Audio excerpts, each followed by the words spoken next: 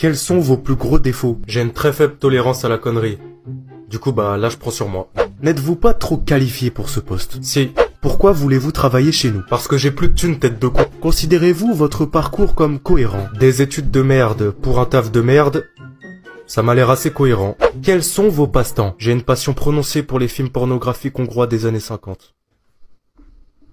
Pourquoi avez-vous quitté votre ancien job? C'était ça où je les butais tous. Quels étaient vos rapports avec votre ancien patron? Rares fut les jours où je n'ai pas rêvé de lui enfoncer mon agrafeuse dans la gorge. Vous aimez travailler en équipe? Non, mais j'aime bien lire l'équipe en tout cas. Qu'est-ce qui vous sort du lit le matin? Bah mon réveil. Maman? N'oublie pas que tu es adopté, chérie. Bah, alors je t'appelle comment? Papa. Je préfère, ça me donne plus de puissance. Je veux être une chaise. Ah, je veux vraiment être une chaise. Ah, vraiment, genre les chaises c'est trop stylé. C'est nul comme projet d'avenir. Tu préfères pas aller à Pôle emploi comme tout le monde? Mais papa, pourquoi tu critiques mon rêve? Tu sais bien que j'adore les chaises. J'ai même celle de la gynécologue que j'avais volée pendant ta consultation. Attends, t'étais là pendant la consultation? Je suis toujours là pendant la consultation. Ma fille a perdu son innocence si jeune. Encore plus jeune que tu ne peux l'imaginer, papa. Bon, bah je vais réaliser ton rêve. Explique-moi ta motivation. C'est Maître Gims qui m'a donné la motivation. Ah, j'aimerais devenir la chaise sur laquelle s'asseoir. Ah oui, d'accord. La vérité, c'est quand j'étais petite. T'as 5 ans en fait. Mais tu vas arrêter de m'interrompre, sale pute! Donc, quand j'étais petite, je voyais les enfants poser leur chewing-gum sur les chaises. Mais toi, tu m'interdis toujours le chewing-gum. Alors je me disais qu'étant une chaise, j'allais pouvoir en avoir. Et si quelqu'un s'assoit sur toi? Comment ça? Bah c'est le principe d'une chaise. Où veux-tu en venir? Imagine qu'il a mangé kebab. Quel est le rapport? Et qu'il lâche des gaz. Bah le pauvre, il a peut-être fait une indigestion. Mais si t'es une chaise, tu vas avoir tous ces gaz en plein dans ta gueule, H24. Si c'est le prix à payer pour avoir une vie de rêve. Et tu sais, les chaises c'est pas vivant. Tout à fait. Alors si je te tue, tu pourras réaliser. Si tu t'appelles Julie, mais que tes yeux sont bridés, c'est sûrement que tes parents sur internet ils t'ont acheté. Si tu es né en Afrique, que tu t'appelles Mamadou, que tes parents n'ont pas de fric, s'il te plaît ne viens pas chez nous. Si tu t'appelles Nicolas, que tes parents ne t'aiment pas, que tu te sens mal aimé, c'est que la capote avait pété.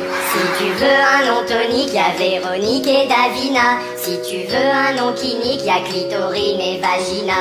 C'est nous les fées des prénoms, c'est nous qui les choisissons. Il faut pas nous irriter, tout le monde t'appelle Barnabé. C'est nous les fées des prénoms, alors fais bien attention. Si tu nous prends pour des couillons, on te filera un prénom bouffon. Si tu t'appelles Jean-Benoît, que sur chaque main t'as 6 doigts, que quand tu fermes les yeux t'y vois, c'est que ton tonton c'est ton papa. Si tu t'appelles José, que t'es né handicapé, que t'es branché de partout, dis-toi qu'il y a pire, y a des gens roux. C'est nous les fées des prénoms, c'est nous qui les choisissons. Il faut pas nous irriter, tout on t'appelle Barnabé. C'est nous les fées des prénoms, alors fais bien attention. Si tu nous prends pour des couillons, on tirera un prénom bouffon. Des coups de pied à un élève au sol en train de faire un malaise. Attends, j'ai bien lu. On va relire tous ensemble cette phrase. Donne des coups de pied à un élève. Déjà, c'est pas bien, mais bon, c'est des choses qui arrivent en cours ou en classe. Je veux dire, c'est pas la première fois qu'on voit un élève donner un coup de pied à un autre. Ce n'est pas bien, ne le faites pas. Mais en tout cas, voilà. Dans l'histoire avec un grand H de l'éducation nationale française, des coups de pied, il y en a eu. Voilà. Bon, la suite de la phrase est un petit peu plus compliquée. L'élève est au sol, donc déjà donner des coups de pied à quelqu'un qui est au sol. Il y en a déjà eu moins dans l'histoire. Là, on est sur du lynchage, hein, quelque part, donc c'est compliqué. En train de faire un malaise. Mais c'est hyper violent comme scène. C'est-à-dire que peut-être t'étais en cours de PS, t'as une camarade de classe qui tombe au sol à cause de... J'en sais rien, moi, je sais pas. Un malaise vagal. Et toi, qu'est-ce que tu fais? Réveille-toi! On n'a pas fini de faire la pyramide de gymnastique. My baby. You're what? I'm mommy baby. You're my baby? Yes. And I'm fucking cute.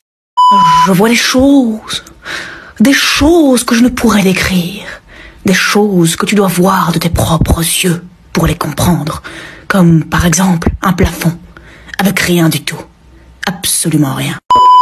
Introduction, oulala, introduction d'un couteau à l'internat. Le couteau a été récupéré par l'assistant d'éducation dans la chambre à 23h30. Putain, mais c'est une enquête le truc. Après avoir été utilisé pour découper du saucisson.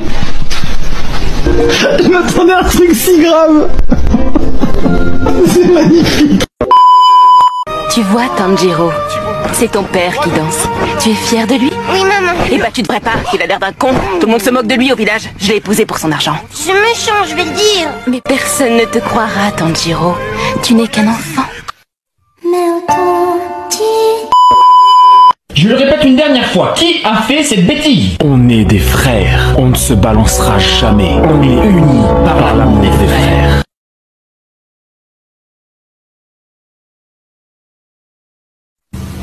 C'est lui, je l'ai dit, je vais le taper, non, c'est pas...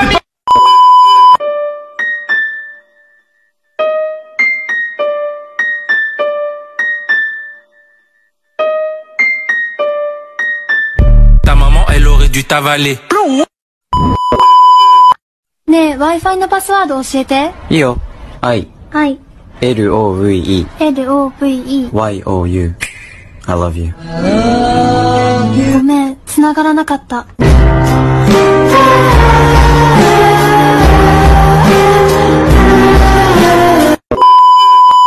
Faites des choses que vous aimez. Moi, ce que j'aime, c'est prendre des inconnus en photo dans la rue, ce qui est vraiment légal, donc n'appelez pas la police. Devinette, qu'est-ce qui est grand, très grand, super grand, qui augmente de jour en jour après jour, qui devient limite obsessionnel, qui monte, qui fait que monter d'ailleurs, ça descend pas. C'est mon envie de te soulever. Combien d'ex t'as eu? T'en as eu combien? T'en as eu 15? Non, j'en ai eu 2. Bah alors? Non, bah, enfin, en fait, 2 avec toi, mais t'es pas encore un ex. Non, mais du coup, j'ai eu un seul ex avant toi. Change de question. C'est bizarre quand même ce qu'elle a dit. Non, ce que je veux dire, c'est que je pensais la question en mode combien d'hommes dans ta vie tu as eu? J'ai eu 2 hommes dans ma vie. Mais du coup, en ex, j'en ai qu'un vu que toi t'es encore là. Encore? Non, mais toi, t'es là. Encore. Et tu m'as pas encore quitté. Non, pas encore. Bah voilà. Pourquoi encore? Mais c'est toi qui as dit encore. S'amuse à dessiner sur le givre du matin. C'est joli, c'est très joli, très poétique. Donc le givre du matin sur le terrain de foot, un énorme sexe masculin d'environ 3 mètres. 30 mètres.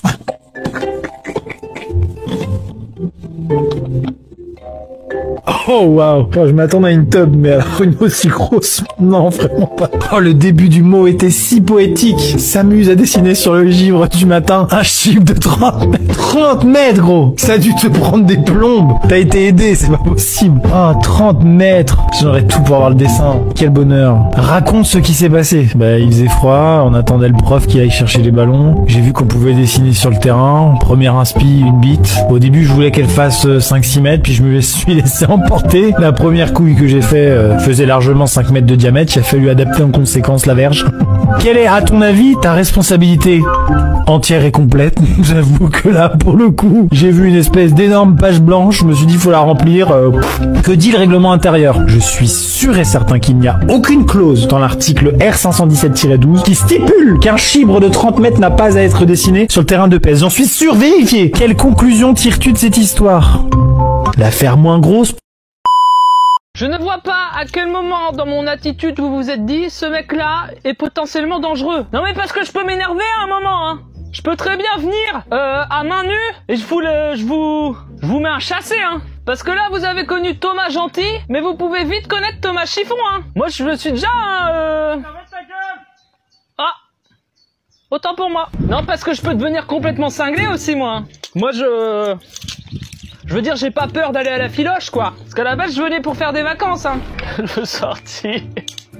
Je dois faire pipi. Ah, j'ai mal au ventre. T'as tes règles? Pardon?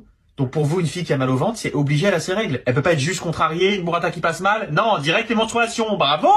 Belle mentalité! Non, mais ça paraît logique. Mais logique de quoi, tête de tub? Demain, tu me dis j'ai mal à la tête, je te réponds c'est normal, tellement t'es con. Y a un excès de conneries dans ton cerveau, le teubé a mal à sa tête. Ok, excuse-moi. Du coup, t'as quoi? J'ai mes règles. S'il te plaît, dis pas. Ouais, mais c'est pas toi qui décide. S'il te plaît, dis pas. Vous êtes une voiture. S'il te plaît, dis papa. Pour t'aider. S'il te plaît, dis papa. Je suis Frédéric de Carglass. S'il te plaît, dis papa. Eh, je suis pas venue ici pour souffrir, ok? S'il te plaît, dis papa. Mais ça va pas, Baptiste, qu'est-ce que tu fais? S'il te plaît, dis papa. Une carte Google Play de 50 € est cachée dans la vidéo. S'il te plaît, dis papa. Arrête la drogue. S'il te plaît, dis papa. C'est dégueulasse.